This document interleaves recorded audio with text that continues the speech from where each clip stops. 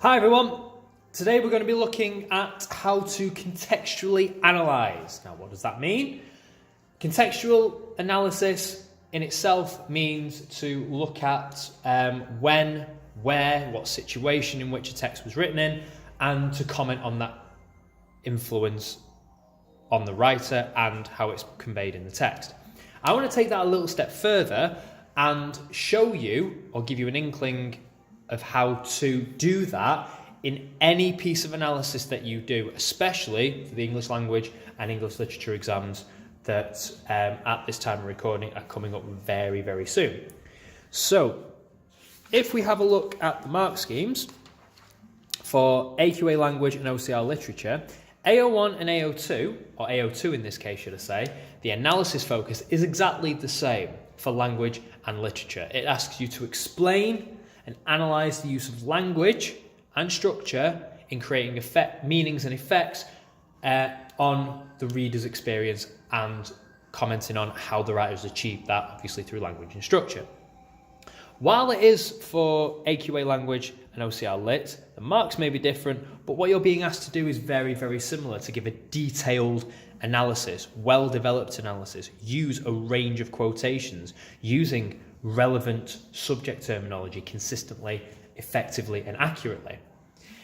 But what we're going to focus on today is that detailed and perceptive understanding and how to go about finding it and showing it. So let's just start with a little image. We are going to contextually analyse this image really, really quickly because I want us to get into the good stuff. So looking at this image, again, you can feel free to pause this video and have a go at it yourself before carrying on. The question I'm going to set you is, what is going on in this image? Where are they? What's going on? What is the relationship between the two people? And most significantly, how do you know? And remember, looking at perceptive is thinking outside the box, getting that contextual reference and interpretation in there. So pause this video, have a go, write yourself some notes, give yourself about 2 or 3 minutes and come back. Okay, so you've had a chance to have a quick think, have a little look, have a little contextual thinking. Let's see what we can come up with.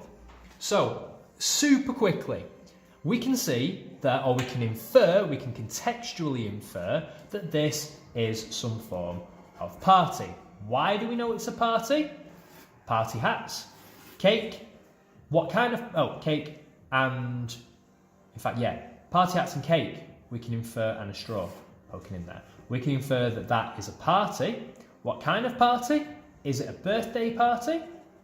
Again, how can we infer that? There are presents there, okay? And birthday parties often focus around children because sadly, as you get a little bit older, advancing years, you don't necessarily want to draw too much attention to your birthday and don't necessarily have parties. But anyway, enough of the depressing life lessons. In terms of the relationship, well, we obviously have a child here, I'd say of about 9 or 10, maybe a little bit older, and a woman who we can argue is significantly older than he is, embracing him quite intimately, head against his head, both smiling, implying they're comfortable in each other's presence. We can infer that this might be his mum, it might be an older sister, it might be an auntie, not quite a grandmother because she doesn't appear to be old enough to be a grandmother. However, we can infer that the relationship is very close because of the physical contact that they have and both are smiling. Now, what have we just done? We have just developed a perceptive interpretation because we have considered the context in which the situation is based. And that helps us to build those perceptive, those detailed, and hopefully critical interpretations. So, in terms of what that actually looks like in a question, let's say this particular lesson, this session, we're going to be looking at using that contextualization to answer.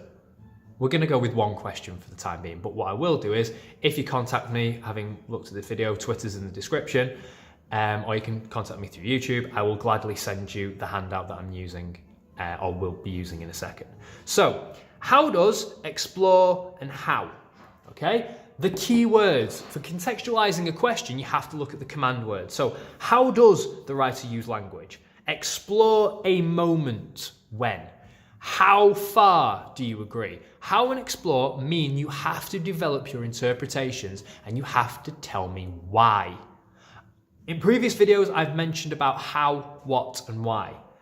And through recent work that I've done with my classes, looking at model examples, good level model examples, grade 8, grade 9 level examples, the commonality coming through is the reason they're getting these high grades is because they are fully justifying themselves and they're saying something sophisticated that isn't particularly obvious on the surface. They're doing a little bit of digging and they're looking at the contextual influences and why that is significant to the reader's understanding and us as students, our interpretations. So, the next bit is how are we going to approach them. You may have seen this before in a previous video.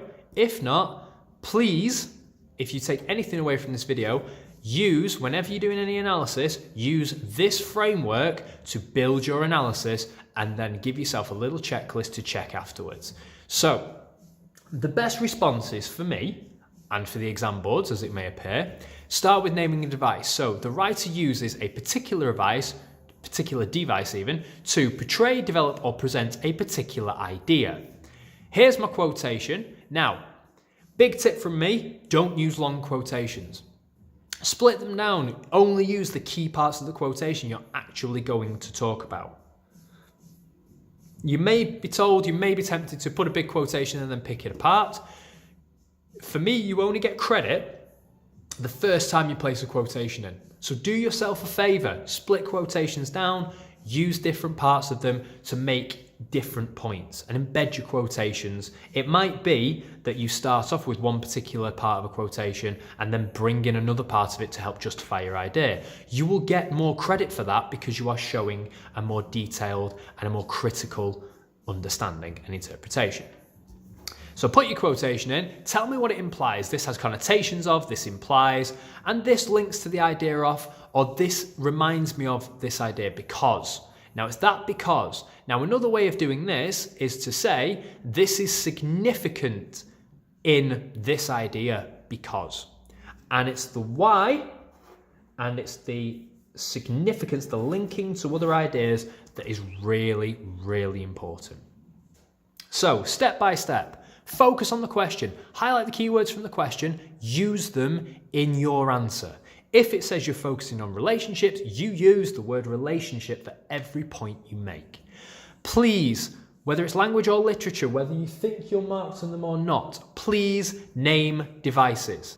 By naming devices, you are showing the examiner you recognize the specific features a writer has used and you understand how they have used them more significantly. And obviously, if you do that, you're looking at a detailed and growing perceptive response. Now, in explaining your ideas and actually analysing, what ideas and issues are implied by your evidence? How does the quotation imply it? And that is your implied, okay? So, what's shown? This is what's shown. This device is used to show this.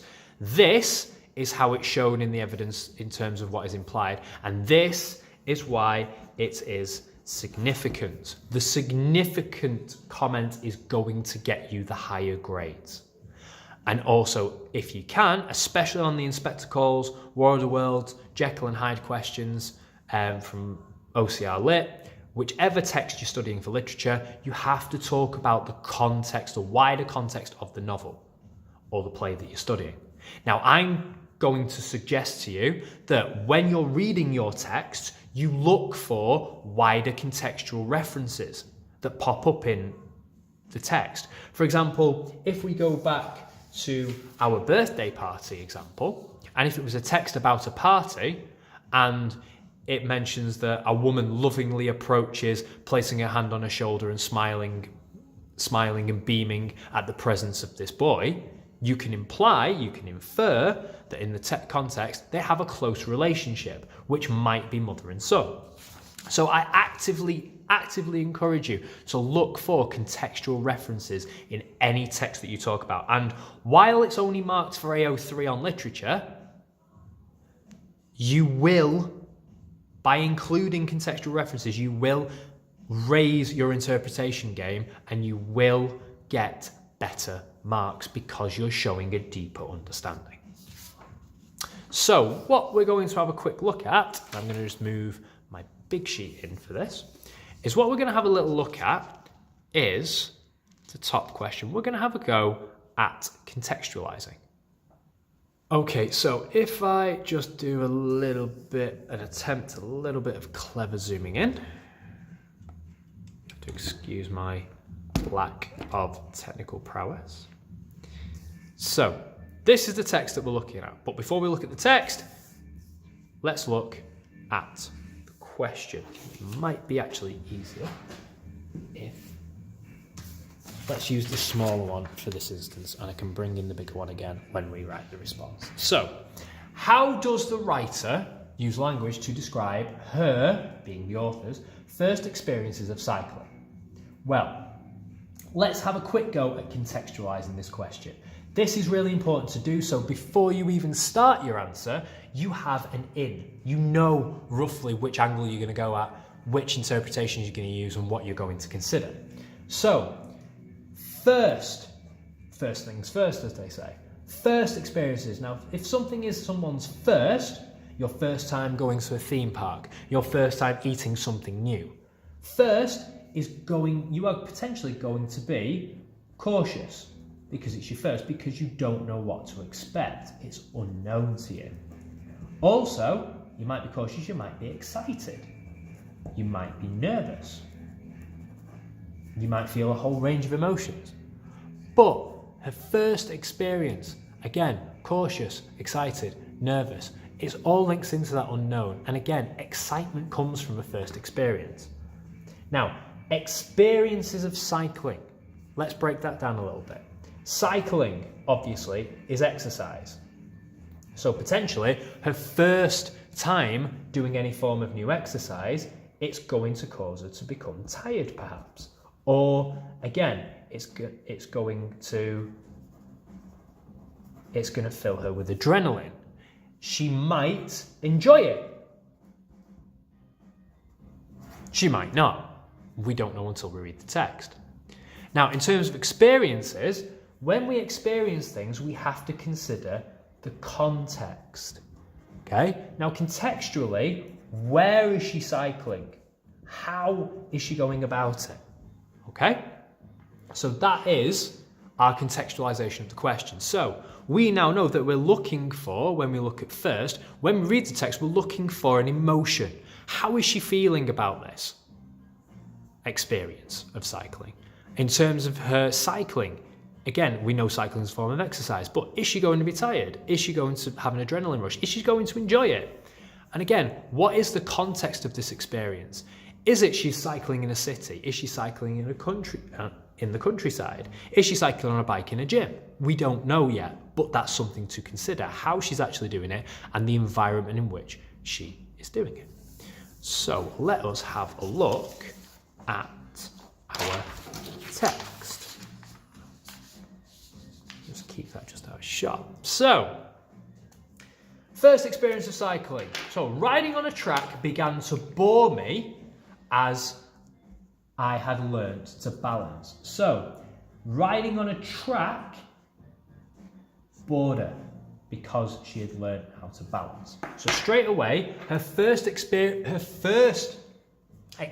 of cycling was boring because she'd established the basics already. When you learn to cycle, balance is super important. So her actual first experience was boring because we can argue it was too easy. Okay? But I remained steadily practicing until I could turn easily, cut figures of 8, and get on and off either side, and stop without charging into unwelcome obstacles. So, we learn a bit more about her first experience.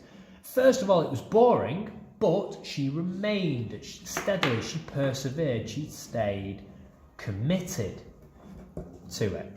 And again, practicing until she could turn easily. Now, the basics are too easy for her, but the slightly more advanced elements of turning, figures of 8. So again, they gradually get more and more advanced as they go on. Apart from obviously stopping out charging into obstacles. But again, for a brand new rider, that is difficult. Okay, this done, burning to try my fate in traffic. Now, burning to try my fate in traffic. Now here we get the want of something else. When someone masters something, they want to take it to the next level. And that's what she's wanting to. And she's burning to, which shows enthusiasm. Excuse my poor writing. Enthusiasm. And again, fate in traffic. Now, she's trying her fate. It implies potential danger, which is going to excite her. And again, she's looking for that thrill. She's looking for that first feeling, that first adrenaline rush of doing something that's potentially not quite safe. Okay? The reason people jump out of planes and abseil and do various other things to get that adrenaline rush. It might not be safe, so I'm going to try my luck. And yet, as nervous as a hare, so we've got a lovely simile there, as nervous as a hare that feels the greyhound's breath. We'll pick apart that simile metaphor in a bit. I launched my little bicycle early one morning in July into the stormy oceans of Sloane Street. There is a lovely, lovely metaphor for us to look at. Okay, now we'll pause there for a second. So as nervous as a hare, now a hare, contextualize it, vulnerable, small, okay? Greyhound's breath, in this particular case, greyhound is a predator, okay, it's a danger, and again, the stormy oceans of Sloane Street. Now, she's using the metaphor for traffic, because traffic, like a storm, can be unpredictable, dangerous, and people can be lost within it. So there you go, the waves, etc., in terms of the stormy oceans, representative of the sea of cars on the road. On my way to visit a sick friend who lived about 4 miles off. The streets were really very clear, but I shall never forget my terror. So the fact is, the streets were very clear, which means no danger. The danger she was looking forward to isn't there. However, she will never forget her terror. Where does her terror come from? That feeling of unknown that we looked at when we looked at the question in terms of how is she going to be feeling in her first experience, cautious, excited, nervous, but fear comes from the unknown. So, a terror comes from the unknown, which excited her. I arrived in about 2 hours, streaming and exhausted. So streaming and exhausted, that is the effect that the cycling has had on her because it's exercise like contextualized before. Much need of assistance than the invalid I went to visit. So she's making a little joke there of the fact that she needed more support than a sick friend because of her exhausting experience cycling. Coming home, it was just as bad. I reached my house about 3 o'clock and went straight to bed, where I had my lunch in a state bordering on collapse. Now, let's change my coloured highlighter there. So state bordering on collapse, right? Now 3 o'clock is early, it's in the afternoon, but she went straight to bed where she was bordering on collapse. Implies, again, the experience was exhausting because of the mental pressure she put herself under, because of this idea of it being unknown and exciting. I can only recount this adventure in order to encourage others who may have had the same experience as myself, but who may have tried to conquer their nervousness. Okay, so conquer their nervousness. There's a little moral at the end of this extract for people to try new things, to not be afraid, and go head on into it. So we're going to have a go at one particular analysis and show you how to put all this together following the checklist. We'll do a quick bit of assessment when we finish writing this up. So I think I'm going to focus on the fact of her transition from it being cycling in general to being quite boring to her because it's easy, and her transitional stage into it being slightly more exciting and slightly more, slightly more exciting. So, again, a little bit of manoeuvring needed. Zoom out slightly. Okay, so how does the writer use language to describe her first experience of cycling? So, one might say, don't forget that hedging phrase. So one might say, so let's have a look here. Let's look at the device. So, one might say that the writer uses. So, one might say the writer uses an emotive verb phrase to convey her first experience of cycling to be underwhelming and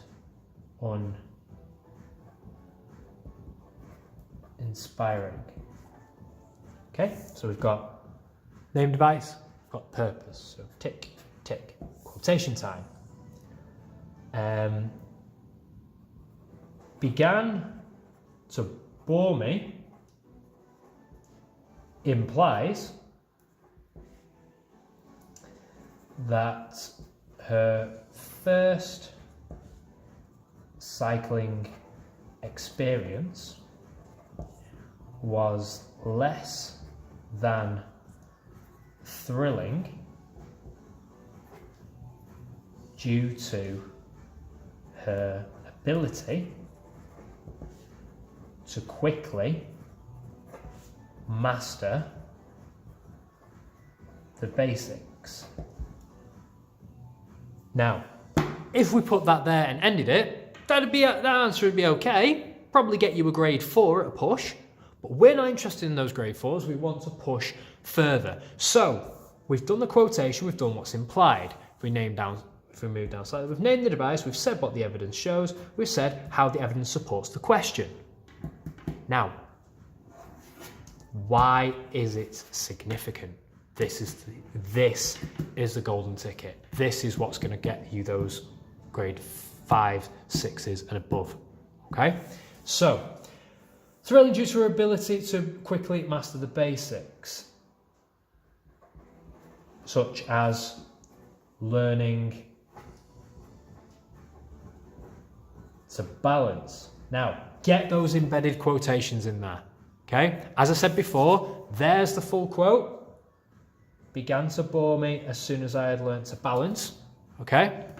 There's the full quote. I've picked it apart. I've used 2 key parts of it, and I've embedded the second part. I don't need to name the device of the second part because I've already done it here, because it's my first point. If you wanted to continue, for example, she uses a list of other verbs to whatever, that'd be perfectly fine. But in this particular case, I've named my device there. I've got my subject terminology in there. I've got my main quotation, the focus point of my analysis. And I'm using another quotation to embed to support my opinions. Now, we can add to this slightly. Master the basics such as learning to balance in a safe environment such as a track. Here comes the significance part. This is significant as at first glance appears to imply the writer would give up on cycling due to it being boring, due to it being boring and uninspiring. Now that would be fine, okay? That would be fine. That'd get you about a grade 5, I would say. But let's put it up, let's build it further, let's get some more of that contextual analysis in there. So it appears to imply the writer would give up on cycling due to it being boring and uninspiring. However, the writer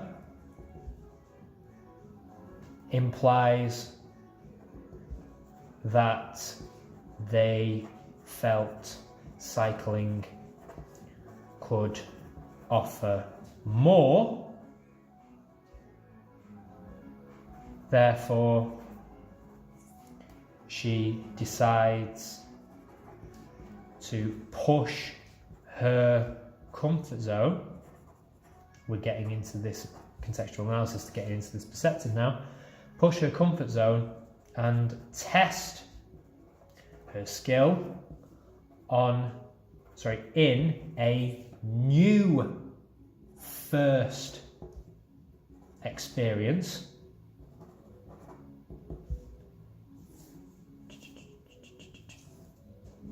in traffic.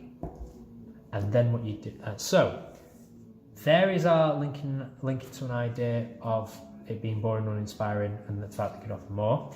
We've got that why it's significant, and we've had a look, or have we? Let's check our answer.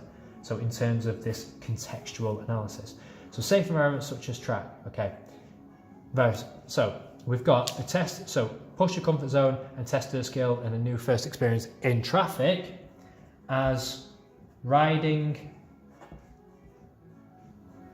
on a track proves to be too safe, mostly because such areas are often reserved for beginners who need the safety. She feels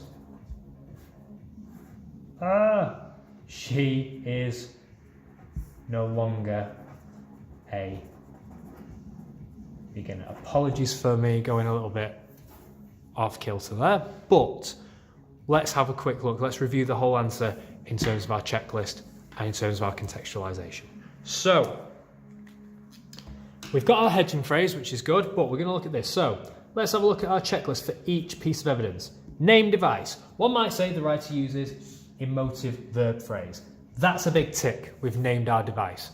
Have they said what the evidence shows? Well, first of all, there is our evidence. The evidence implies, well, first of all, we said it's underwhelming and uninspiring, and implies was less than thrilling due to her ability to quickly master the basics. There is our what the evidence shows in terms of the question. Her first experience was boring and underwhelming. That's what the question is asking us to. How does the evidence show it? Well, the evidence shows it because she says that it began to bore her, and that, again, what the evidence shows us is, and we've added more evidence in, because again, learning to balance, for example, was boring for her because it was too safe. So we've covered the how and the what. Now we need to look at the why. So where have we said significance and the development of that perceptive interpretation? Easy signpost. Use the phrase, this is significant, because it brings the examiner's attention to the fact that you are going to justify your thinking and your opinions. So this is significant as it appears to imply the writer would give up on cycling due to it being boring and uninspiring. Now, super, let's get another pen. Super big tick on that, because contextually, people often give up on things they find boring and uninspiring, because people often Of course, you're not going to in terms of your English because you're watching this video and want to better yourself. But people often, when they find things boring, they give up because they like to be excited. They like to see the reward. They like to gain the rewards. And again, at first glance, it appears she's going to give up because she mastered the basics. But the fact that she remained steadily practicing, potential quote we could put in here, the writer felt that cycling could offer them more. She decided to push her comfort zone, and then it says test her fate, we could have put, but in traffic. And again, there's another point that we've used, another embedded quote. So development of perceptive, context, stereotypes, we've got that in our answer. Okay, and we've extended it even further because we've got another justification in terms of the track being reserved for beginners, which is boring, who require the safety, but again, she feels she is no longer a beginner. So that, another big tick, because we have got the contextual reference in there. The wider contextual reference doesn't have to be historical. It doesn't have to be Henry VIII found cycling boring until he rode on a track, making it up. Not the case at all. But that's what I'm talking about. Context doesn't have to be historical. It can be social. It can be implied. It can be anything to do with, again, the human condition. Let's have another quick look at this. The human condition. People fear the unknown because they can't control it. They don't know what's coming up next. And again, the fact is she was bored by cycling because she knew what to expect. Nothing was unknown to it. It wasn't exciting. Whereas people that push themselves out of their comfort zones do feel a sense of excitement. Nerves as well. Again, when she wanted to test her fate in traffic, traffic is unpredictable, as we already said. We recognise, and we would go into, when writing the full answer, we would go into this metaphor of it being a stormy ocean, the traffic being a stormy ocean, unpredictable and unsafe, which again gives her the excitement and stops her from becoming bored with cycling.